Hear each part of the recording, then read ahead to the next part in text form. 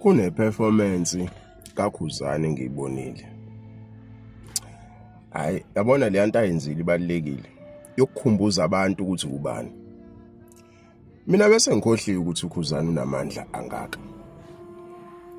Yabona le vele khona wacula iy'ngoma zakhe ezindala. Kungenze ngakhumbula ukuthi hayibo, uKhuzani unama-hit angaka futhi akayiculanga zonke. Ngoba akayiculanga lethi izwe likakhulu. Hey bafowethu, ngizofaka ividiyo la ngenzansi ngeke ngize ngidlale yonke kodwa uzobuyizwa nje.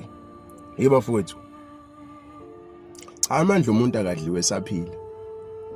Ngenhlanhla-ke mina angiyena uqhawe lami, kodwa nje ngiyayincoma le nto enze uKhuzani. Sengathi nabanye abaculi bangayenza.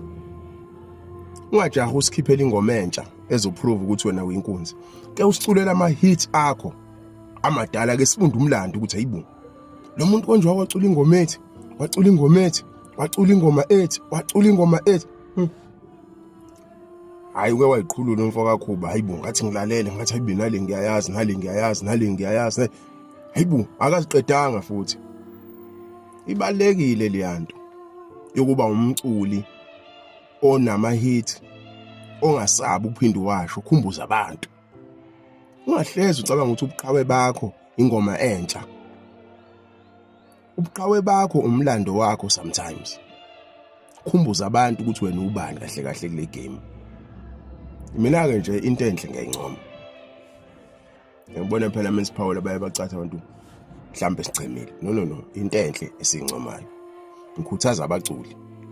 Yabo kakhulukazi laba abayibona engazi ukuthi igame ayisaba fave. Akukho ukuphupha, buyisa ama-hit akho wena. Khohlwe lezi zintsha, ake ushaye lezi waduma ngazo.